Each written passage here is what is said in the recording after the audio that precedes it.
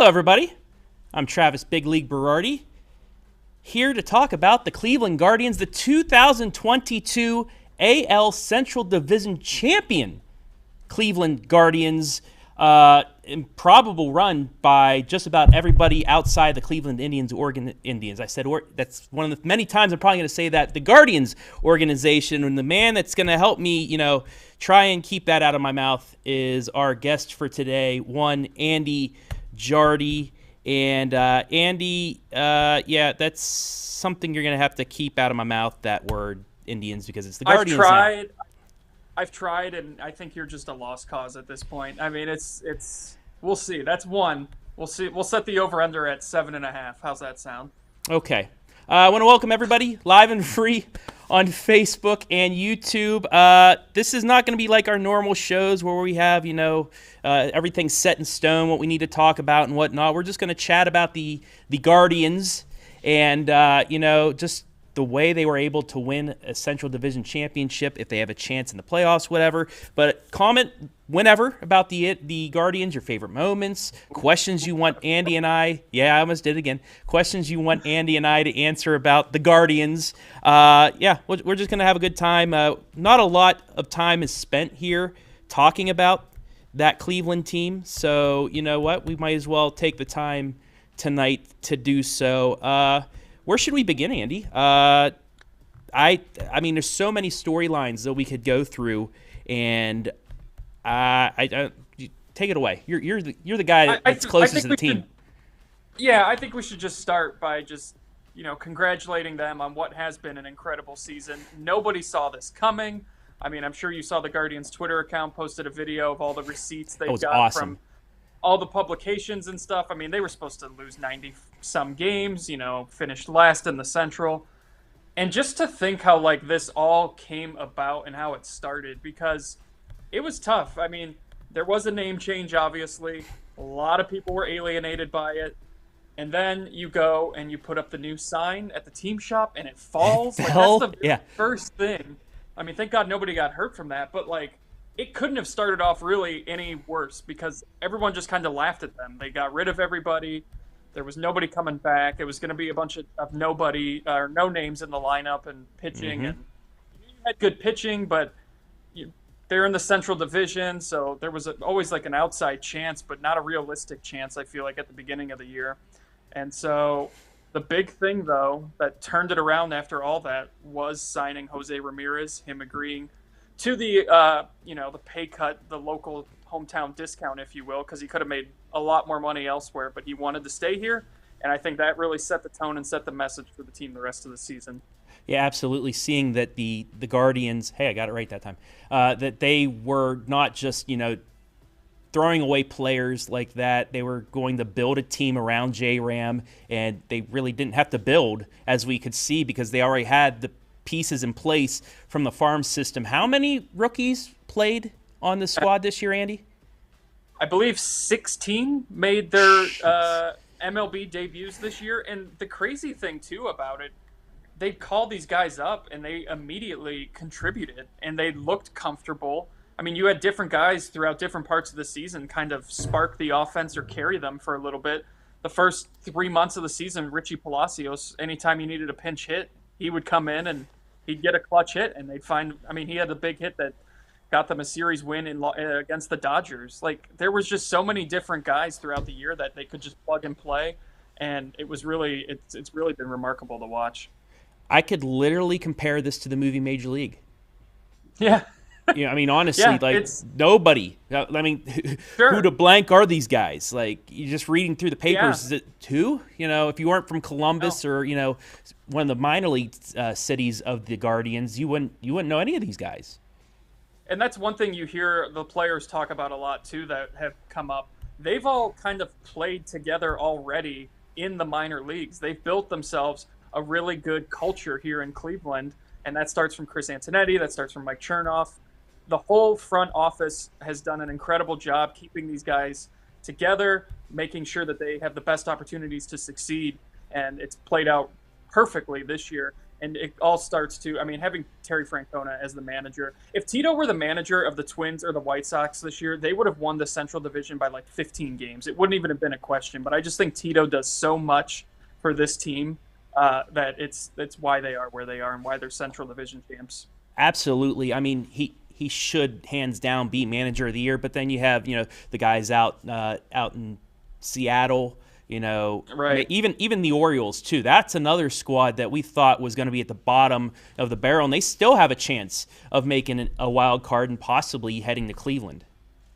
Yeah, right, and that's the thing too. Baltimore traded away some key pieces at the deadline too. That's the thing that's most impressive about them. And then they got hot there and right after those trades, and they floundered a bit here down the stretch, but they do have an outside shot of still getting in. I think they're 4 games back of that last wild card spot right now. Seattle's scuffling a bit. They've got some injuries, so it's not out of the realm of possibility that Baltimore catches them. And then, of course, whoever finishes as the lowest wild card spot is the team Cleveland will host in about 10 days or next week, whenever it is. Well, also, the Orioles are rooting for the Guardians now because the next 3 games are against Tampa Bay, a team that the Orioles are 4 games behind. Orioles go to Boston starting, I think, maybe it's tonight, either tonight or tomorrow. I'm not sure about the schedule tonight. I know there's not a lot of games tonight, but that might be one of the few. But if the Orioles can sweep and the Indians can sweep, that's back to 1 game with 6 to go. Yeah, and we saw how a sweep can clearly alter the race because the White Sox were convinced they were going to sweep Cleveland. Crumble. And get themselves back in. Crumble. Elvis Andrus, I don't have a problem with what he said, but why would you say that publicly? That made no sense to me. If you want to say that in the clubhouse, go for it. But to come out and say that when you're trailing them in the standings, and then the White Sox, you could tell as soon as they lost that first game of the series, they were done. Moncada had a couple plays at third. They just could not have. Jose Abreu could not have had any less interest in playing those games once they lost that first one. Yeah, who was it on the White Sox post game that said, they're just out of it? I wish every team was like the Indians because they're just out there having fun and they're coming at you. I think it was A.J. Pollock, maybe, or no, it might have been their interim manager, Cairo. I forget, or the former manager. Tony La Russa's not the La current Russa, manager. Yeah, but they've got Cairo's the interim manager, and I know he said something along the lines of Cleveland plays the style of baseball that we would like to play. It's fun, it's exciting. They play hard, they hustle, they get the extra bases, first to third. They've certainly turned a lot of heads. There's a lot of people that argue it's not a way of winning. It's not a winning brand of baseball because you really do have to string together 3 or 4 hits. And that's going to be a problem, I think, come postseason when you run into some elite pitchers.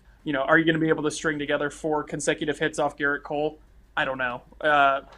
But you have the chance, and they've done it a couple times this year where they've beaten up on some really good pitching, especially in Toronto. They took Kevin Gausman. I think they beat him both times this year. Mm-hmm.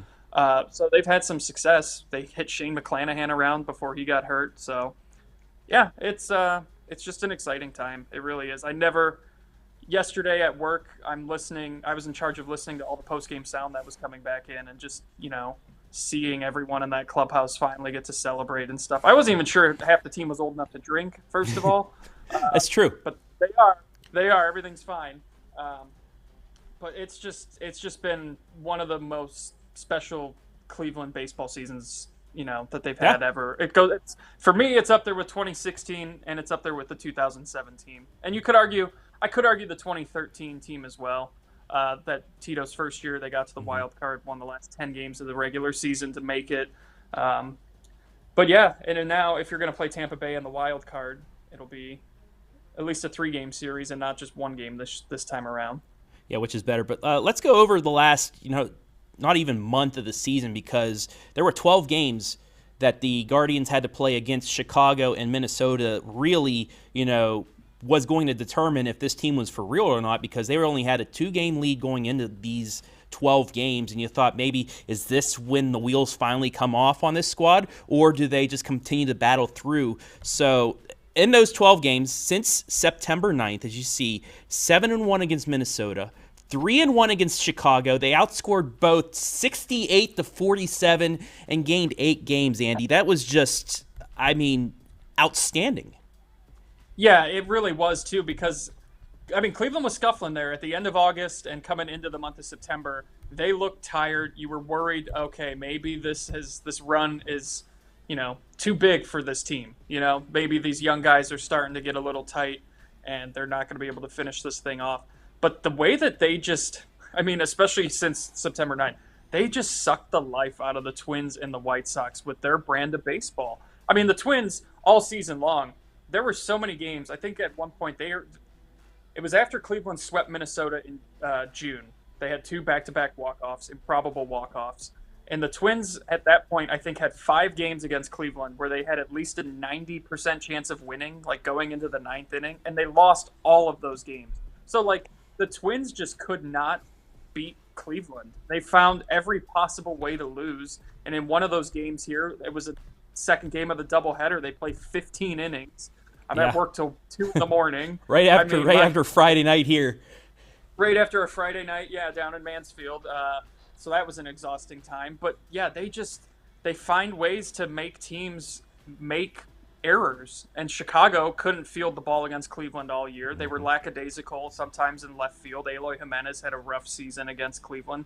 Moncada threw the ball around. They force teams to have to get you out. They put the ball in play. It's a contact team. They don't strike out a lot. There's not a lot of power.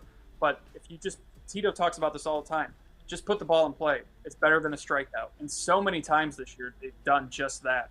Ahmed Rosario has a bajillion infield singles. They just find a way to make contact, get the guy over, and score runs. They have to do everything. They have to do everything the right way, or it's not going to work. But here we are talking about them going to the playoffs, so it's worked so far. And I think that kind of goes, Tito was the manager when the Red Sox, won the World Series, took that out of that, how the Red Sox took the Moneyball mantra from the Oakland A's. As you saw in the movie Moneyball at the end, they, the GM took that idea of Moneyball and it ran into a World Series, and Tito was part of that. So you think he kind of took a little bit of that from those 2 World Series he won in Boston? He's still using that now? It's possible. I just think he knows how to manage the game, and he's just got a feel for it. And they've talked about this too. I think Carl Willis mentioned it yesterday. The pitching coach said it after the game. But the guys, they haven't had to police the guys a lot. The guys understand the moment. They don't really have to tell them, hey, it's time to get ready, or it's time to focus. Excuse me. They just the team is prepared. These guys know what it takes, and Francona just kind of, hands-off approach, lets them do their kind of thing, and reels them in if he has to. And I think I just read an article the other day. Stephen Kwan, there was a game against the Twins might have been in June. They're up, and he hits a single. He could have gone to second, but he stayed at first. Francona calls him into his office and says, hey, why did you not go to second on that?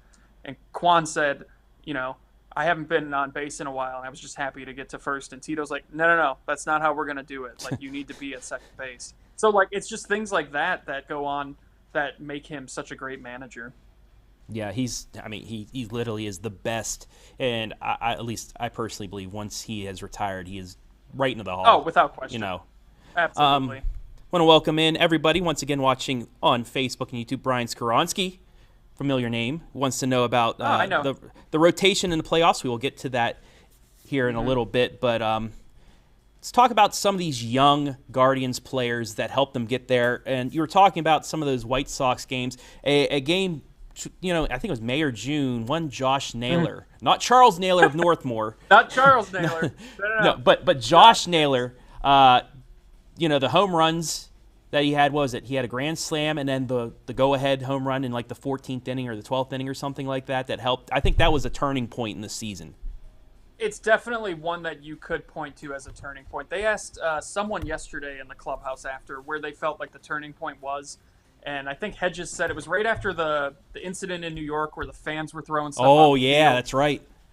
They went then to L.A. and got swept. I think they were on a 7-game losing streak, and they were kind of okay, hey, this is what we cannot do. They were in those games, but they just couldn't win them. So they realized what they had to do extra to find themselves on top of things. But that Chicago win was absolutely incredible. Naylor just tortured the White Sox all year and gave it right back to the fans and the players. I mean, he is absolutely just he's nuts. He's a monster out there. It's you love to have him on your team, and I think even from an opposing fan side of this, you probably can still appreciate what he does. Because yeah, it's nice to have like a villain. I love villains to begin with, and I love that Taylor has kind of embraced that role a little bit. He hit a home run against the Twins in that 5-game series here in Cleveland last week, and he took like 40 seconds to trot the bases. It was the slowest run around the bases I've ever seen. The Twins hit him his next at bat, which is no surprise. But yeah, he pimped it. He took his sweet old time. But he has just been absolutely, and it's incredible that he's even playing this year after what happened to him last year with the leg injury in Minnesota. It wasn't, you weren't sure he was ever gonna, play this year, and you can definitely tell it's still bothering him, and they have to kind of take it easy with him at times. But he's been the heart and soul really of this team, and brings that energy that they really need. And next year should be fun too if his brother Bo makes it up. Oh, Bo, that's right. I forgot they're both in there. But taking a look at these young guards, average age 24.4. Like, are any of them off of their rookie contracts yet? Or anybody in arbitration? I don't think they are, or they're getting close to. I think Andres Jimenez is the oldest. I think he's 26. But everybody else is 24, 25. This is a team that it reminds me of that 2015 Cubs squad that knocked my Pirates out of the playoffs in the wild card game. But they had that stretch of 3 straight years. They were ahead of time. It kind of reminds me of this Guardians squad. Yeah, you could definitely argue that you can. I don't think it's arguable. They're way ahead of schedule. I mean, I don't think they expected these guys to seize the moment as well as they have. But yeah, there's going to be, I think, a couple postseasons down the stretch here for this team where it's not just this year. Next year will be interesting because I don't think anyone's going to take them for granted anymore, especially if they make a deep run into the postseason this year. But I mean, they're still playing in the Central Division, and some of those teams are going to look maybe a little bit different. I don't think Correa is going to be a Twin next year, so you lose that bat. But yeah, I mean, they're kind of setting themselves up, I think, to have a couple really special seasons here, as is the whole city of Cleveland. Like, this is a great time to be a Cleveland sports fan. For like maybe the first time ever, there's like a legit shot for all 3 teams to really contend for championships. We're not going to talk about the Browns. We're not going to talk about the not even going to talk about the Browns. The Cavs though, getting Mitchell, that was mind blowing, and that's just adding to that fire of these Cleveland fans. So I was just talking to you just a little bit ago. What media day was today or yesterday or something like that? So the NBA season's getting ready. Today was Cavs media day. The first preseason game is October 5th. So yeah, it's right here. September's like over, which is hard to believe. I mean, we're winding down our high school football coverage, at least of the regular season. You got to wake them up. It's September's over. I know that song. I got that reference. Yeah, I know. But yeah, it's just an exciting time in Cleveland right now. It really is. And just taking a look at these players. Stephen Kwan Kenobi, as we said, 298 average, 84 runs, and still 49 RBI. Oscar Gonzalez, 289 average. Jimenez, the All-Star, 303 average. Ahmed Rosario, 280. And then Naylor, only 258, but he has 19 homers and 73 RBI. And we haven't even talked about what the best offensive player. We'll get to him in a little bit, but very good complementary pieces to J-Ram to where they just can't pitch around him to get to somebody else because you're going to face one of these 5. Yeah, who would have thought? I mean, Stephen Kwan has just been an absolute pleasure to watch. He became the leadoff hitter. It was Miles Straw's job, and then Straw has had a tough year. He's played great out in the field, but he's really struggled offensively. So you move Stephen Kwan up to the top of the order, and he is every pitcher you hear from that faces Cleveland, or if you talk to the Guardians pitchers themselves, they hate facing a guy like Stephen Kwan. And you saw it yesterday. I think he had a 10-pitch at bat, and then he hits a grand slam. Like, the guy does not strike out. He's got great vision at the plate. He puts the ball in play, and he's a lot like Ichiro. He just kind of slaps the ball and he gets hits. And I know Ichiro was a player that he idolized growing up, so and it was fitting that Cleveland was in Seattle for Ichiro's like ceremony that they did. So I know Kwan. I heard some stories about Kwan like respects the game and just understands the game, and he was like out there watching the whole Ichiro ceremony because like that's just kind of paying it forward, so to speak. But he has just been great. And then Oscar Gonzalez, like this kid came up, and I think the first memory we all have of him is he's playing out in right field, and he records an out, and it's only 2 outs, and he throws the ball up into the stands, thinking that it was the 3rd out, and just the look on his face when it happened, and Tito, afterwards saying like, "Oh, did they only play with 2 outs down in the minors? Has that changed since last time I was there?" But I mean, he came up and just hit everything. And then he got hurt, and you're like, oh, that's a problem. But then he came back, and he continued to hit. So, I mean, these guys that they call up are just ready to contribute. They've given them all the tools and resources they need to succeed, and it's been really fun to watch. I mean, Nolan Jones came up there for a stretch, and he got his first hit with like a triple, and then he homered in the next game. And then he ended up going back down because he wanted to get regular at-bats. It wasn't like a performance thing. He just wanted to get consistent ABs. And there's just been so many guys like Andres Jimenez. I don't think anyone saw him being an all-star this year. I think he only hit 6 home runs last year and had 18 runs batted in or something. He came over obviously in the Lindor deal, and that deal's worked out pretty well for Cleveland. I'd say it's worked out well for the Mets too. What if we get a Mets Guardians World Series? I don't think I could handle that. Honestly, I thought about that the other day. I was like, what reaction would Lindor get in his first AB in Cleveland if it came in the World Series? I think Cleveland plays the Mets next year, but they play everybody. York. Right, but I think it's in New York. I gotcha. So I just don't know what would happen. What would the reaction be? Because his tenure, it soured like at the end there. People were obviously upset because the organization wasn't going to pay him, but he also didn't. I don't want to say he phoned it in, but he was different the last season and a half in Cleveland. That 2020 year, it's hard to hold anyone kind of, that year was so weird to begin with. But he started chasing pitches out of the zone and just didn't really look like he was really all that happy. So, it's, it moved on and it's worked out well.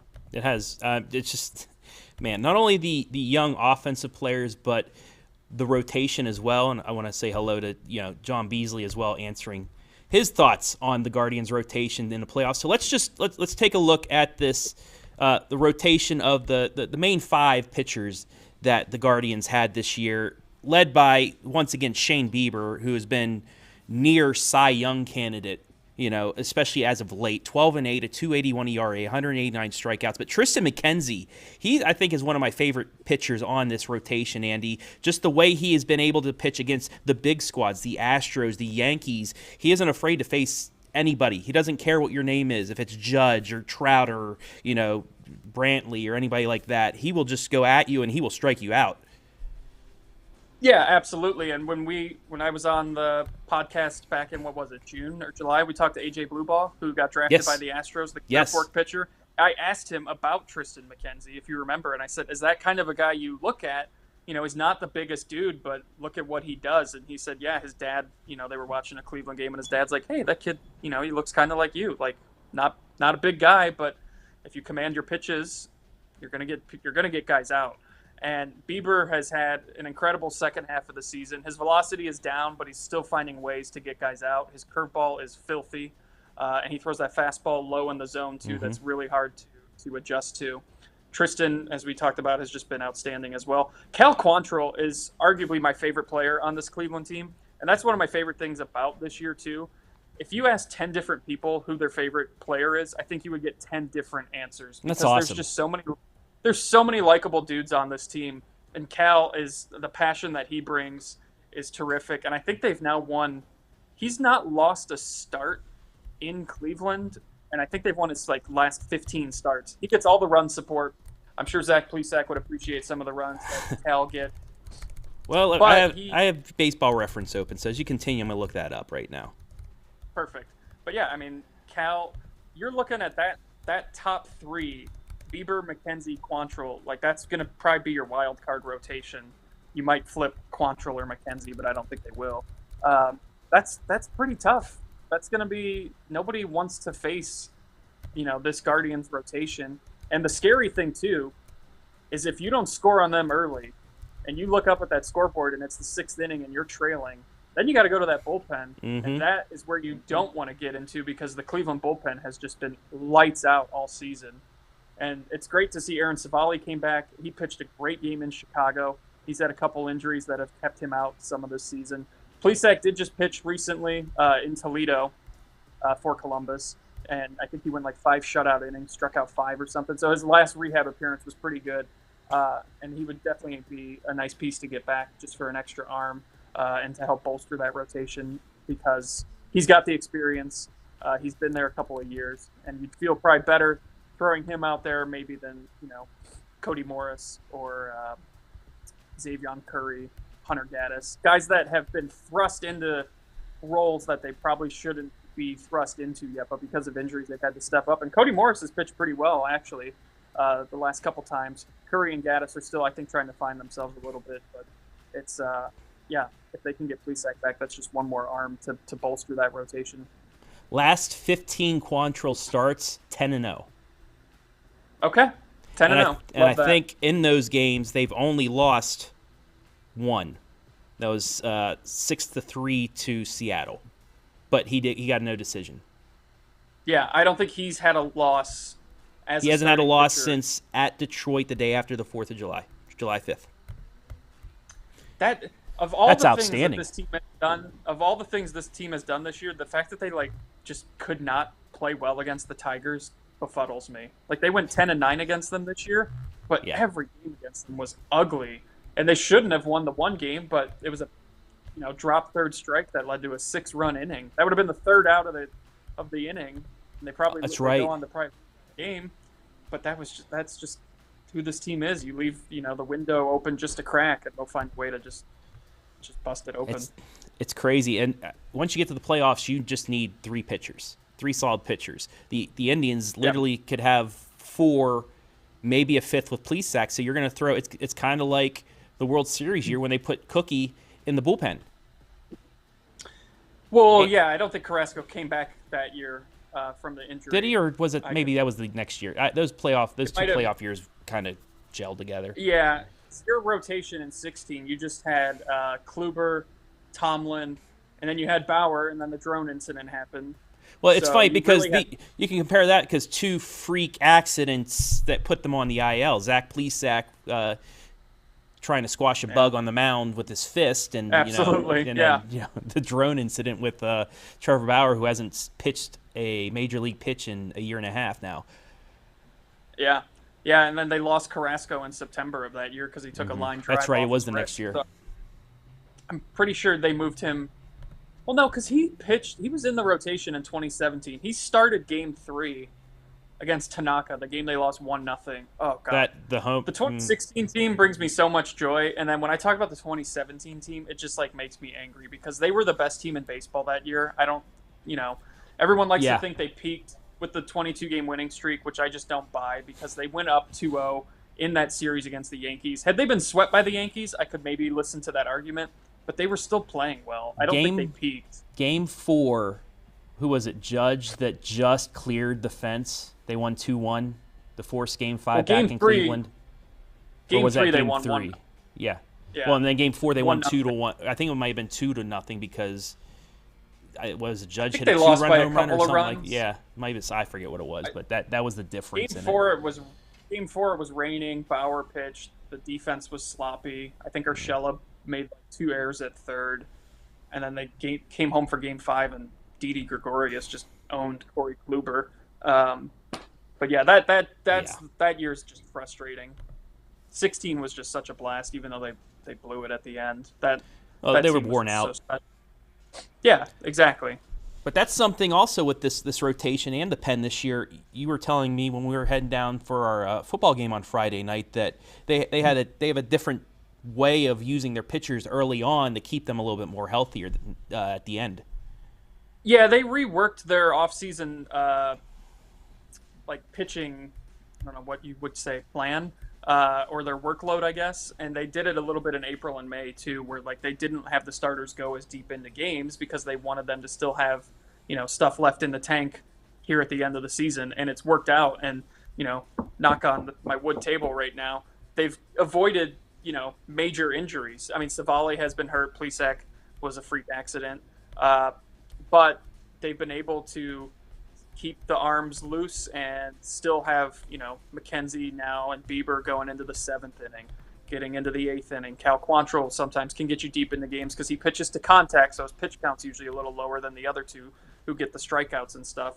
But yeah, they've got stuff left in the tank here down the stretch as opposed to, previous years where they would maybe let guys go a little bit longer in April and May, which I'm all for, the new way of going about things. Why have a guy throw further into a game in April? Like, it's April baseball. Just get the win. It's just get the win. So and they have the bullpen this year. It's not like the 2016 year where you went to 3 guys and that was it. They can go to multiple guys, but still they have that one guy in Emmanuel Clase, the all-star that got the save striking out the side, in LA for that game, but he's been lights out, a 1.46 ERA, 68 Ks, 39 saves, and 42 chances. But then you look down at the rest of these guys in the pen. Once again, average age 25 as well, so they're going to be around for a little bit. 269, 241, 270, 153, and 3 out of the 4 have had opportunities getting saves too, so they are there for big situations. Yeah, and, they've had moments. Really, everyone. Oh, I guess Clase early on this year, he struggled a little bit, and then obviously locked it in. They've been able to kind of navigate when a guy is struggling a bit. Trevor Stephan was struggling for a little bit there in April and May, and then he found it and has now become basically the setup man for that bullpen. Sam Hentges, we saw him last year try it out as a starter, didn't quite work out. They move him into the bullpen. He's really relished that role. And dare I say he's becoming Andrew Miller because he's this tall, lanky, left-handed flamethrower who recent games has just absolutely dominated, and it's kind of giving me flashbacks. Can we appreciate Andrew Miller in the playoffs in 2016? I remember Game 2 against Toronto in Cleveland. Pitched, what was it, the 7th and the 8th innings. There was runners on, tying runner on second with 2 out. He strikes out, big strikeout, place goes nuts, and then same situation in the 8th inning. He gives up a couple hits, and once again strikes the guy out to get out of the inning, gets the big fist bump. I still have that on my cell phone. I watch that every once in a while because that was just a huge, let's go moment, and he had so many of those down the stretch and in the playoffs that just helped fuel that ride. And like you said, there's the opportunity of having a couple more. If they can, they get that game. If they can get a Game 1 win in this playoff, in this wild card, we'll get to who they might be playing here in a bit. But if they can get something like that in Game 1, you never know. It might be able to fuel them to, move further. Yeah, and there was nothing like watching Andrew Miller pitch in the postseason. Oh, no. I think that's my favorite baseball memory.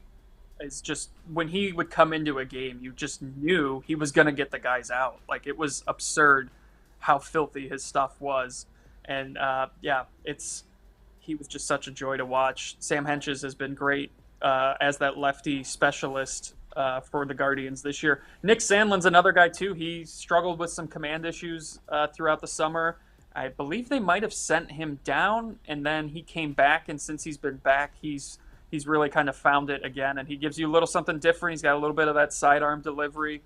He's got some good movement on his pitches too. And then, you get to James Karinchak, who is a character, to put it mildly. But his stuff, when it's on, it's on. That fastball gets 98, 99. His curveball is disgusting, falls right off the table. His issue is command. I feel like every time he pitches, it's a full count, but he tends to get the guys out, and he's someone else that he comes in and out of that bullpen, and he's a flamethrower, and he sets it up pretty nicely for Clase.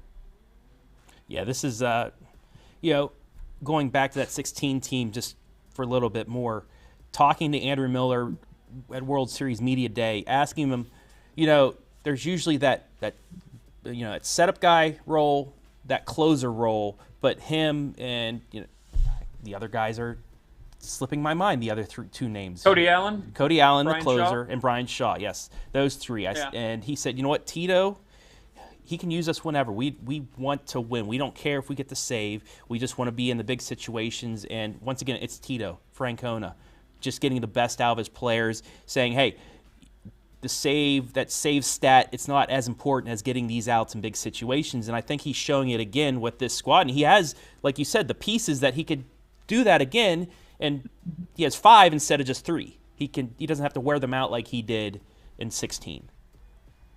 Yeah, and another guy you hope has kind of found it again was Eli Morgan, because Eli Morgan was your setup guy throughout the season. And the game I went to with my family, 4th of July weekend against the Yankees, like Eli Morgan came in, pitched the 8th inning, was dominant. Like he had it for about half of the season, and then he really struggled in July and August, and he started to kind of come back a little bit and has found it.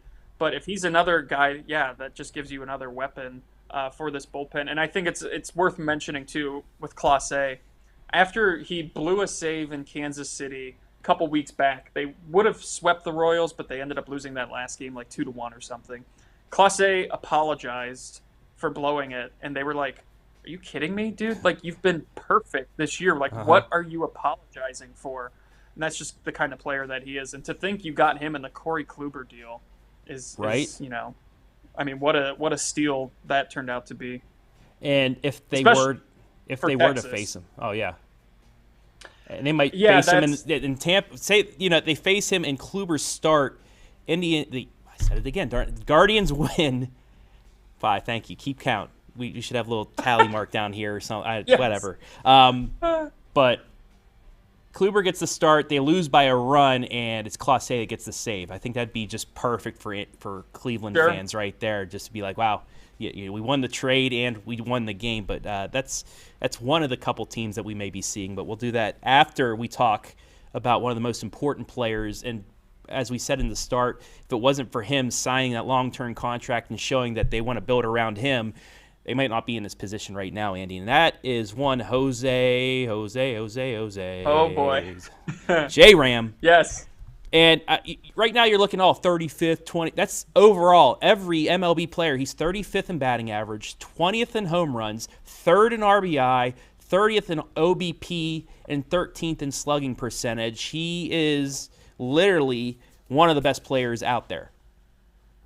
Absolutely. And I think it's worth mentioning too, he's doing this with a pretty banged up thumb. Like that thumb has been bothering him all year. And the fact that he's still putting up these numbers, he's still finding a way to contribute, manufacture runs. That game in Chicago, I think he had 2 sac flies. So he might not be hitting the home runs, but he's still putting the ball in play and still driving in some runs. And he was a guy, when they signed him, Tito calls him into his office and says, like, you have to set the example for this team. Like, you are the guy. So I'm going to need you to be the one that shows them how to hustle, how to get that extra base and whatnot. And he has just taken that message to heart. You see him hustling. He loses his helmet every time he runs bases because he's running so hard. There's a helmet counter. I mean, come on. Yeah, Zach Mizell does the helmet counter on Twitter. TM, it's trademarked, I believe, by him. But Jose goes first to third more than anybody on this team. It's just incredible. He plays a great third base as well. And he's starting to draw more intentional walks lately, which I know is driving him crazy. But he is the guy that really, if they were going to have any shot this season, he had to be the one that was committed and bought into what they were trying to do and set up to be the leader that he has become. Because the guys look up to him, and he has really just shined all season. I think you could argue he was an MVP candidate, probably up until Judge just continued to not, just hit home run after home run. But I don't know if anyone is more valuable to their team. He'll get votes. If an MVP is most valuable player, I think Judge is the best player, but I think you could take Judge out of the Yankees lineup, and they're probably still, winning the AL East. It's why Andrew McCutchen was the MVP for the NL in 2013. He pretty much helped carry the Pirates to their first playoff victory and appearance in 21 years, something like that. J-Ram is the most valuable player for this squad. Without him, like you said, sometimes it's all about one player at the top of the lineup because you can pitch around one, you can set your pitching up, whatever. But like I said, with those 5 guys and pitching, putting him in the middle, you really can't pitch around anybody. He's that guy that sometimes with 1 or 2 on, maybe first and second and third with the base open, you still can't pitch to him because you have somebody behind him. So he helped out the team, and in return, the team has really helped him out. One of the stats I did not put on there, 17 stolen bases. You said that hustle. And the 2 stats at the bottom, on-base percentage and slugging. We knew with him, he's a power hitter, 5'10", but that OBP of 351, it's in the top 30. Now, Joey Votto, you have other non-power hitters that'll have high on-base percentage, but Jose Ramirez is still in the top 30. He's getting on base. He's working those walks. He's getting those, intentional walks, but still, he's getting on base more often than not. Yeah, he doesn't strike out a lot. That's another thing too with him. But yeah, that on base percentage will continue to climb because he is going to get a lot more free passes, and he definitely started to in that Chicago series, and the Twins intentionally walked him a lot too. But he just, you almost. I don't want to say you take him for granted because there's so many young guys on this roster that you're like, oh gosh, like Jimenez and Kwan and Oscar Gonzalez. But it all starts with Jose Ramirez. He is just the guy that got this thing going at the start of the year, because if he's not there, then you're really looking at a lineup that has not a guy to kind of glue it all together in the middle part of that order. And Jose has been that this year, and he loves being here. This is where he wants to play, and he just, a couple weeks ago started groundwork on Jose Ramirez Field. It's going to be a ballpark for youth to play on and stuff like that. So he's giving back to the community. A lot of these guys give back to the community too, which is really cool. And they're just such a likable team. They really are, and I'm just so happy to watch them clinch yesterday. It's just, there's nothing like a postseason push for baseball. You'd like to see them.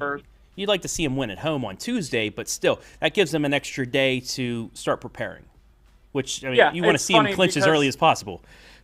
Sure, I was talking to my brother because he was trying to figure out when does he bring his family up to try and watch the potential clinch game, and it's like, well, they'll probably clinch at home because the only way they can do it is if they win out and the White Sox lose out. That's probably not going to happen. This was at the beginning of the week, as the White Sox series happened. It's that's not going to happen. I don't think it's, they're very slim shot of that. And of course, that's exactly what happened, and they clinch on the road. Probably a good thing though, because they're home tomorrow, but the forecast is not great. So it's are you going to have a rain out for your potential clinch? Are you going to have to work a doubleheader now, Andy? No, I'm probably going to have a doubleheader on Wednesday. I mean, this weather this year for their home season has been awful. I think we've had a rain out every homestand. They've played a ridiculous amount of doubleheaders. It's just been a brutal home portion of the schedule this year because Mother Nature just has not cooperated. But now that they've clinched, you've got 9 games remaining. They can definitely get all their pieces in order for what they want in the postseason. And it'll be interesting, too, playing Tampa Bay. You might see them. I saw they set up their top 3 are set up to pitch in that series, too. And you think they'll probably throw in that one, and then maybe you'll see, because September call-ups, you'll see maybe a couple other arms come up and maybe pitch the last couple days to get maybe a day or two of extra rest for these guys because they're going to be playing at home. That's the great thing about this new playoff format. I've always wanted a best of 3 and a wild card, but if you win your division, you're getting a home series no matter what. So that's they don't have to fight to try. They can't catch they can't catch the Yankees or the Astros. Yeah, they're set. So this is kind of perfect for them. Yeah, they're set where they are. They're not going to catch anyone. No one's going to catch them. They've locked up that 3 seed. So they will be home for the next 2 weeks now. They'll be home for these remaining 9 games of the regular season, and then they'll get that wild card series. They'll be sleeping in their own beds. They'll be comfy. They'll get their rest at home, and it'll be interesting. I believe Glasnow is supposed to pitch at some point for the Rays. He's back. I don't know what the situation is with Shane McClanahan. I know he left the game the other day. He was coming back from injury. I think that's now something with his neck, but I have not seen if he's still pitching or not. Or and then Shane Baz too. He's gone. He's out for the Yeah. year. It's funny, these former Tampa Pirate Bay- names that are over there when we got that terrible. I don't even want to talk about that. But Uh, all these former Pirates now pitching for the Rays, so I can root against them with the Guardians now. Yeah. But, yeah. Tampa Bay is an interesting team. I don't know who I want Cleveland to play in that. Well, let's opening take a look round. at these wild card standings. Continue, Oh, Andy. let's do it. What a segue. So, yeah, I don't think Toronto is going to fall back to that 3 spot with that 2.5 game lead. And I'm okay with that. Cleveland played Toronto well all season, which always makes me nervous. I don't like when you've had success against a team and then you play them in the postseason because I feel like you're no longer the underdog. Like they're coming for you this time around. So I if Seattle's got these injuries to Julio, is he out for the year? He's out for the year. I don't know. I know he's got a back thing though. He's got something, that's bothering him. But if he's out, I know Eugenio Suarez went on the IL a couple days ago too. I don't know what his status is, but Suarez just like crushes Cleveland pitching. So if you've got those 2 guys out, I maybe want to see Seattle. Tampa is scary because Tampa, like Cleveland, no matter what the roster looks like, they're always in it there at the end. I mean, Kevin Cash has just done an incredible job with what he's got going on in Tampa Bay.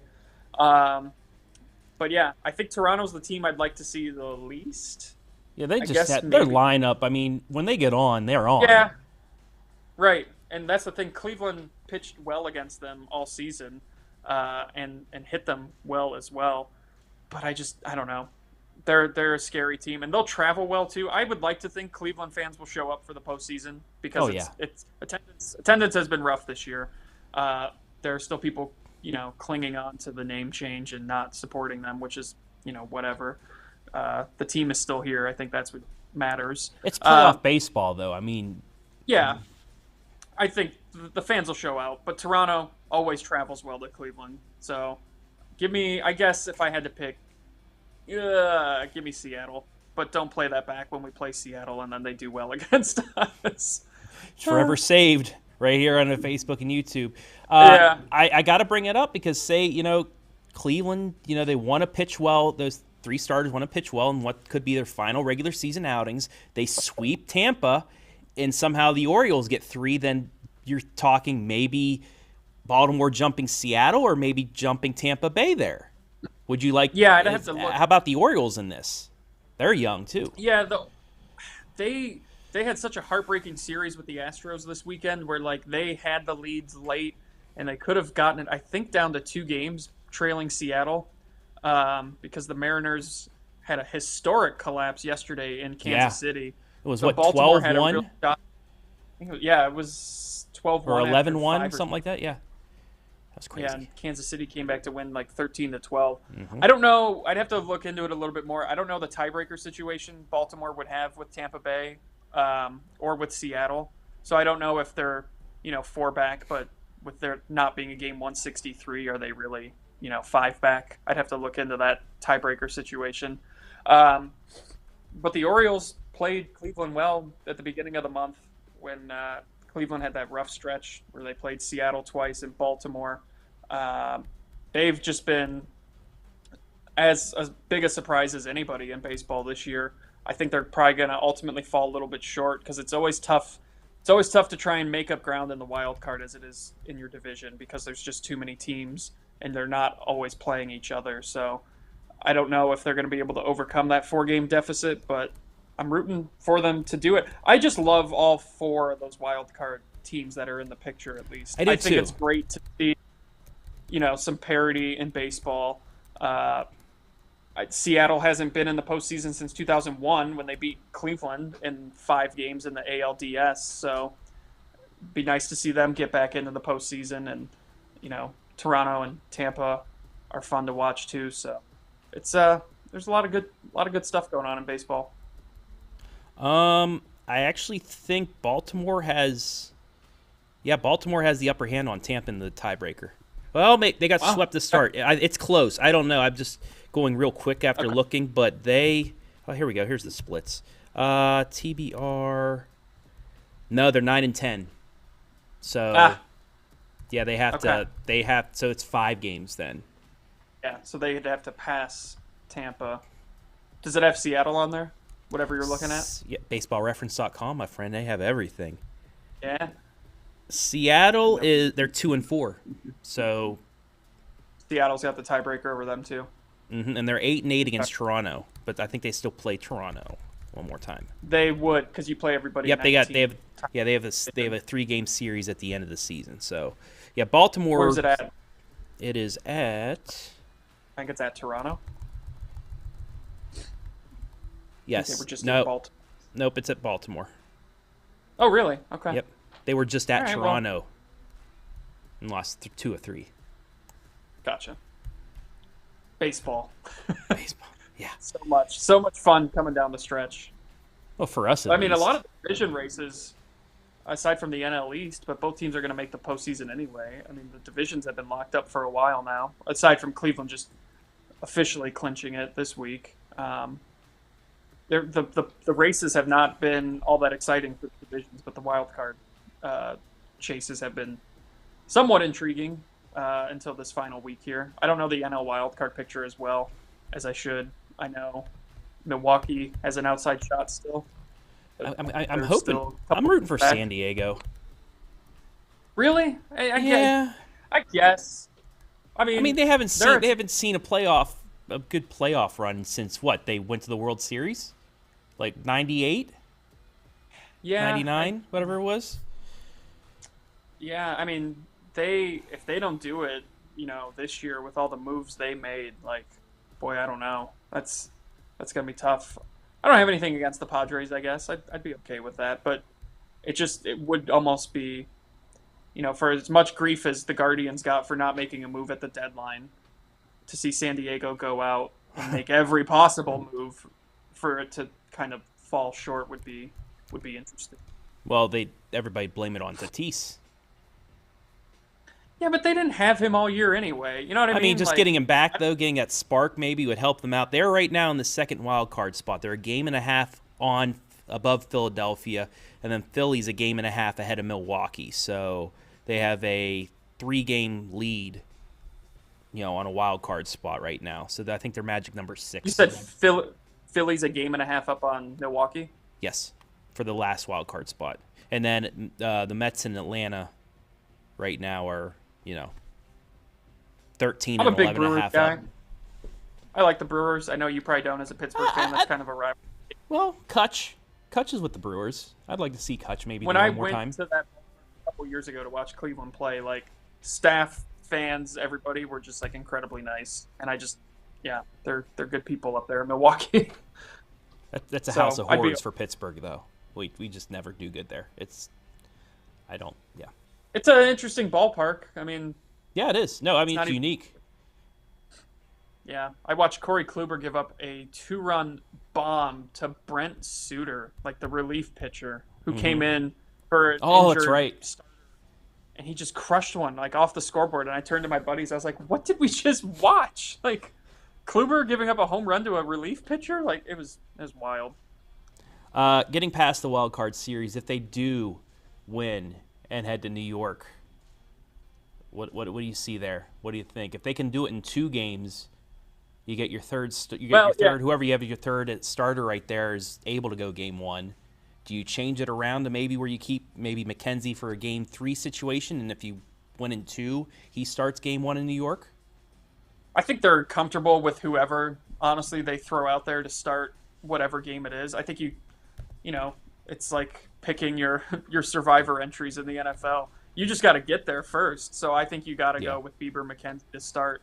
It's not like a 1-game wild card like it was where Danny Salazar ended up being the starter instead of Ubaldo Jimenez, because you still had to use Ubaldo to get in there, whatever. But the Yankees series would definitely be tough. It would be tough, I think, for Cleveland to win that series. I'm not saying it can't be done, but the Yankees are not a team they necessarily match up well with, because the Yankees lineup is so deep and that pitching is really good.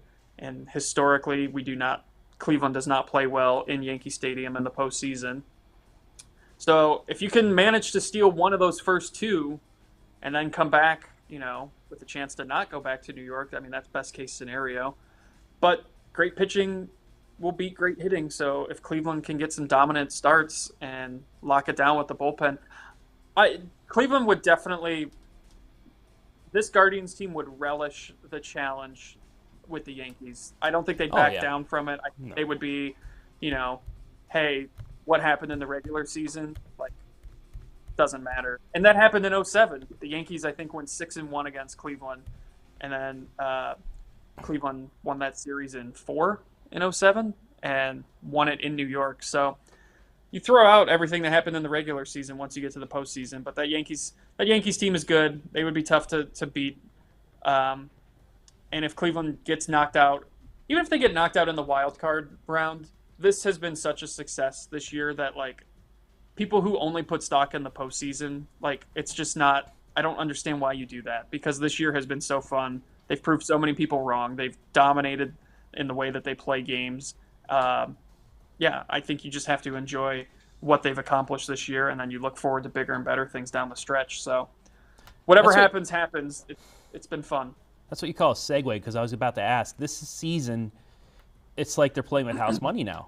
You didn't Absolutely. Like, they were rated 20th or whatever. They're the 4th lowest payroll in the majors. They are the youngest team in the majors. They were supposed to only win 75 games. Like, even my Pirates were supposed to probably finish ahead of them, and they did not, because my team is still trash. But just, it's house money. I mean, literally the last month has been house money for them, because you think, when are the wheels going to fall off? When is this young team finally going to come back to earth? And they didn't. It's like I said, it's like the movie Major League. They're playing, there's only one thing left to do.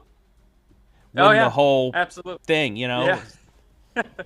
Yeah, and that's the thing, too, with this year. When they were scuffling there at the beginning of September, and everyone was kind of like, oh, boy, here we go. Like, this is where they fall apart. I was like, I don't know. They've done this all year where, like, their highs are really high, and then the lows are really, really low. They've been so up and down all season that it was like, okay, well, they're going to just get hot again. And, my God, what are they, like 18-3 in their last 21?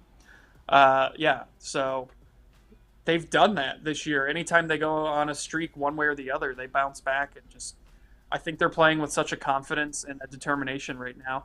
I am kind of curious to see, though, now that they've clinched, and these 9 games really don't mean anything. Nope. How they keep that kind of, how are they going to look down this final part of the regular season?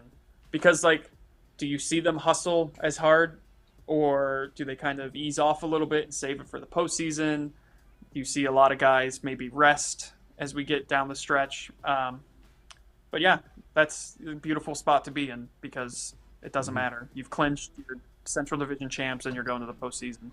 Well, it's like a two-headed sword, too, because these are young players, so they can probably go 100% these last 9 games and be fine.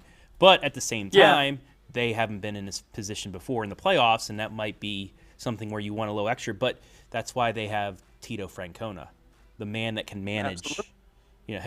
He's been through situations like this before. Like you said, that 2013 team, bunch of no names that he got together, and he managed them at least to a wild card spot that they never thought they would make. So you got to think they know what they're going to do. Tito, a week and a half ago, we're going to clinch it. We're going to have plenty of time. I'm going to get you some rest. I'm going to work you in games. You can maybe get one more extra off day, pitching rotation. You'll get one more start, maybe come in relief or something just to get some extra work. But we're set up, and we're gonna shock the world. And they have done that so far. But man, they can.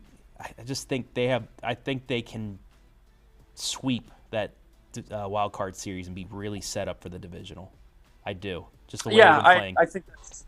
Yeah, I definitely think that's a possibility. And since it's in Cleveland, too. All 3 games are in Cleveland. And I know Cleveland fans, who cares about the dang name that's on the front of his shirt, or if you still say how I keep accidentally slipping up and saying the other name, they're going to show up. It's playoff baseball. They didn't move the team. No. They didn't move the team. This isn't a Browns-Ravens situation. Like, they're all still here, everybody. Like, just, support what is, and like, this is one of the most, like, Cleveland teams ever. Like, hardworking, blue collar, scrappy. Like, scrappy. Like, this is everything that embodies like Cleveland, and yeah, I think it's just been incredible what they've done this year, and it's worthy of the support.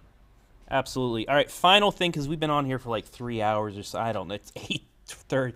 Hope you all are enjoying Monday Night Football. We probably have nobody watching right now. Because we've been rambling on about baseball. We have a viewer. We have a viewer. It's probably Brian Skoronsky right now. We have one viewer, but I don't care. We love baseball and stuff like that. I asked you this earlier. You said, "Oh, geez." Major League. If you can compare players on this squad to the characters in Major League, who is who? Well, Karinchak is obviously Wild Thing. Yes. That's his nickname. He wears number 99. He comes out. He does come out to the song still, I believe. So, he comes out for like the 8th or the 9th inning with bases loaded in like game 2 to clinch the wild card. I'm getting tickets now. He's Wild Thing. I've been trying to figure out who is the catcher, Jake Taylor. Oh, yeah. I mean, who's the old guy? I want to go. Well, Brian Shaw is the old guy, but that doesn't really apply. Like, I would argue Austin Hedges just because he's the catcher and he doesn't have speed, but he, gives it his all. He hustles, and I'm just, got the visual of. Willie Mays Hayes. I guess I would have to.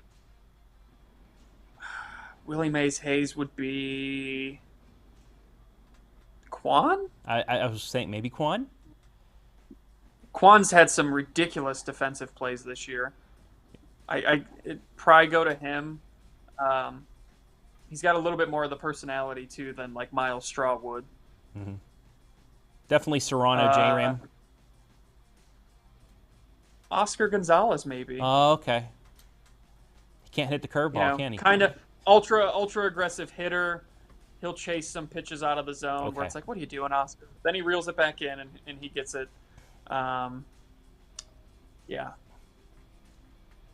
Who? I'm trying to think who Dorn is. I don't know if you want to compare anyone to him. We'll pass on that one. Does about everyone, right? Does J-Ram still have the video game thing in the clubhouse? He's still a big Mario Kart guy, as far as I'm aware. This team loves to play chess. Chess is a big thing in the clubhouse. Kwan's a big chess guy. I know that they've invited some like high school chess teams to like play them. Like, their chess is a big thing. I think they play MLB The Show too, but I'm not 100% on that. Mackenzie does. I think Mackenzie's the MLB The Show guy. You think he has like 75 of his cards saved up in his his pack? Oh, I got another Mackenzie. Probably. Yeah, I'm keeping that. Yep. Can't sell this one. I don't think I still have a J-Ram. By the way, I don't think I still unlocked one. Go get your Albert Pujols 700th home run because that's a free. Is it free today? All you that play MLB The Show, even though there's nobody watching right now, make sure to do that tonight. They'll watch your replay. They got a couple. I think you have a couple days to get it. I don't think it's like over by tonight, but yeah. I will do that. Any final words, Mr. Jardy? Let's go. Yeah. Like I'm. The 7th and the 9th. Yeah. We still got to find out who they play though. Like is it going to be Tampa? Is it going to be Seattle? I don't think Toronto is going to fall back enough to drop to that 3 spot. So. Yeah. Yep. I think let's just buckle up. I mean, Hammy says it all the time. Cleveland, you will have an October to remember again. Like, here we go. Anything can happen, and we'll talk about this team, for years, for what they've done already. And anything they do after this is just, gravy. Gravy it is. So, you're going to be a busy person with the Cavs starting as well. And for you folks that watch high school football live and free on the OH Report, that guy, hey, I did it right. That guy and myself will be down at East Knox, Howard, Ohio. I did it wrong. You did it wrong. Howard, Ohio, Northmore, East Knox, the rivalry matchup. We will have that for you Friday night live and free. And maybe we'll mention a little bit about the Indians. No, we've talked about the Indians enough today with with today. Oh, An hour there and a half. you are at 7. We're over on Yeah. 7.5, and you just, oh my goodness. Oh my goodness. The Guardians. And I'm not even doing this on purpose. It's just you're so used to I saying, know. oh, man, because I've had family that have watched Cleveland since, I'm a Pirates fan, but since AL and NL, they watch, Jose Mesa, stuff like So you 95, couldn't escape 97, Couldn't- Pedro Martinez 90s. crushing your hopes in the early 2000s, up, all that stuff. So, Oh. yeah. But Guardians baseball, dig it. Let's go. Jump on the bandwagon, everybody. Doesn't matter about the name There's on the plenty on of the room. front. Plenty of room. Yep.